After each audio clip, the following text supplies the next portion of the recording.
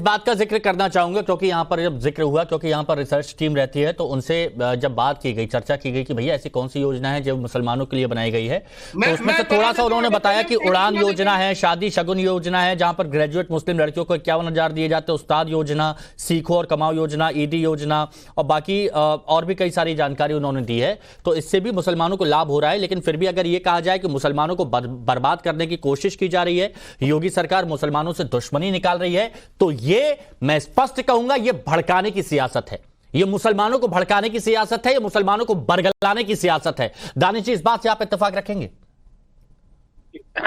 हिमांशु, एक बात मैं आपसे एक बात पूछूं कि क्या आपका घर, आपका ऑफिस वो निशाने पे रखा जाए, उसके बाद भी जिस प्रशासन, जिस प्रदेश में आप रहते हैं वहां के मुख्यमंत्री को आप मतलब आरती उतारेंगे या प्रशासन के लोगों के ऐसा मैं सुनिए मेरी बात सुनिए दानिश जी मेरी बात सुनिए, दानिश जी मेरी बात सुनिए। अगर अवैध होगा या फिर कहीं कोई कार्रवाई होगी तो टूटेगा, लेकिन मैं उसमें ये कहूंगा कि मैं हिंदू हूं इसीलिए मुझे टारगेट किया गया, तो ये तो गलत है। मैं बताऊंगा इनसे ये पूछ लीजिए वहां की पॉपुलेशन कितनी है। मैं देखिए, मैं आप फिर अवैध और वैध की बात कर रहे हैं, आप फिर अवैध की बात कर रहे हैं। देखिए सुनिए, मैं दानिश जी प्लीज सुनिए ना, मैं आप फिर अवैध की बात करेंगे, लेकिन आप गहराई में जाइए ना, गहराई में। मेरा मुद्दा ये है कि सिर्फ मुसलमान हिंदू क्यों, मुसलमानों के मन में ये डालने की कोशिश क्यों की जा रही है कि योगी सरकार उनको बर्बाद कर रही है जानबूझ के, चुन कर। अच्छा सुन तो लो, सिर्फ ये बता दीजिए टोटल पॉपुलेशन हिंदू कितनी। एक मिनट रुकिए ना संजय जी प्लीज। हाँ, आप इसका जवाब आप दीजिएगा, लेकिन हाँ इसका जवाब दीजिए, क्यों मुसलमानों के मन में डालने की कोशिश की जा रही है? देखिए मुसलमान, मुझे ये बताइए कि मैं तो बैठा हूं गुजरात, इतनी दूर से कोई क्यों मुसलमानों में डालेगा? जहां वो हालात बने हैं, जब लोग बाहर निकल के आए हैं, उसके बाद ही तो आप चर्चा कर रहे हैं ना, इसके बिना तो आप चर्चा नहीं कर रहे हैं, इसके बिना तो आप चर्चा नहीं कर रहे हैं। अरे सुनिए, आपको यही नहीं पता है तो वहाँ पे मुसलमान परिवार कितना रहता है, कितने लोग हिंदू हैं? अरे मुझे सब पता है संजय भाई, आपको नहीं पता क्या योगी के मामा जी के घर से कुछ नहीं लाए? सरकार के रूप में योगी जी मामा जी के घर से कुछ नहीं लाए। वो मुख्यमंत्री के तौर पे और उनका काम है जिम्मेदारी के साथ काम करना, जिम्मेदारी के साथ काम करना। अरे अच्छा आगे तो सुन लीजिए, मुसलमानों को एक एक करके बोल लीजिए। मैं बताऊं आपको, इसी चैनल पे सुनिए, इसी चैनल पे आपको याद हो कपिश जी ने क्या कहा था? याद है आपको? किसने एक बार? हाँ बोलिए। हाँ मैं आपको याद दिलाऊं, उन्होंने ये कहा था किसकी बात प्रदेश का विधानसभा का जो वो है भवन है वो भी गैर कानूनी है, तो उठा देंगे बुलडोजर, चला देंगे। कब चलाएंगे पूछिए। और अगर आपको याद नहीं है तो फ्लैट बैक पे जाइए और 3 से निकलवा लीजिए हमारे साथ। दानिश जी आप फिर से, दानिश जी मेरी बात सुनिए, देखिए आप बात को नहीं समझ रहे, दानिश जी आप बात को नहीं समझ रहे। जो तारिक भाई समझ गए, सुनिए, जो तारिक भाई समझ गए आप उस बात को नहीं समझे, की गलत कोशिश कर रहे हैं। नहीं, जो तारिक भाई समझ गए आप उस बात को नहीं समझे। मेरा ये कहना है आप आवाज उठाइए, प्रशासन के खिलाफ आवाज उठाना है, आप उठाइए। आप मुसलमानों को बरगलाने की कोशिश क्यों कर रहे हैं? मैं ये कह रहा हूं, मुसलमानों को भड़काने की कोशिश क्यों कर रहे हैं? पार्टी के एक नेता ने जब ये कहा कि विधानसभा का, अरे मैं ये कह रहा हूं मुसलमानों को भड़काने की कोशिश क्यों है? तो क्या देखिए आप ये मानते हैं, आप सुनिए, आप ये मानते हैं, एक मिनट, क्या दानिश जी आप ये मानते हैं कि कई जगह पर, मैं स्पेसिफिक नहीं बोल रहा हूं, लेकिन कई जगह पर ऐसा है जहां पर हमारे जो मुस्लिम भाई हैं उनको गरीबी की वजह से या फिर किसी वजह से वो पढ़ नहीं पाते, शिक्षा का स्तर इतना ज्यादा उनमें है नहीं, लेकिन अगर कोई मौलाना इस तरह की बात करेगा कि ये हैं और ये आपको बर्बाद करने की कोशिश कर रहे हैं, ये हैं ये आपको लूटने की कोशिश कर रहे हैं, ये हैं ये आपका घर तोड़ने की कोशिश कर रहे हैं, तो उसके दिमाग में तो वही सारी चीज जाएगी ना।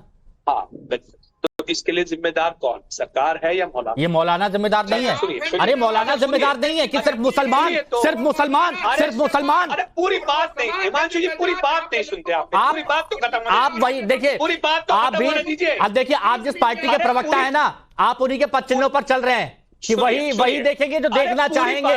वही सुनेंगे जो सुनना चाहेंगे। हिमांशु भाई 10 सेकंड दीजिए। पूरी बात नहीं सुनेंगे आप। जो हिंदुस्तान का विभाजन करके पाकिस्तान में आप मुद्दे पर, दानिश भाई मुद्दे की बात नहीं कर रहे हैं सुनेंगे। मैं कह रहा हूं मुसलमानों को भड़काना बंद करिए बस। सुनिए, पूरी बात नहीं सुनेंगे, पूरी बात नहीं सुनेंगे। बोलिए शुक्ला जी, तुरंत आ रहा हूं, बस दोनों मेहमान के पास आ रहा हूं। बोलिए दानिश जी बोलिए। बस आप मुझे ये बताइए कि प्रदेश के अंदर में अनकरीब 50,000 से ज्यादा स्कूलों की जरूरत है, और जब आप लिटरेसी रेट नहीं कर पाते, आप मदरसों के नाम पर चीजें बंद करते हैं, तो सामने स्कूल खोलिए ना। तो मदरसों में ही शिक्षा होगी। फिर आप मदरसों में ही शिक्षा होगी, मदरसों में ही शिक्षा होगी, नेता के पास जानी पड़ेगी, सरकारी स्कूलों में शिक्षा नहीं होगी।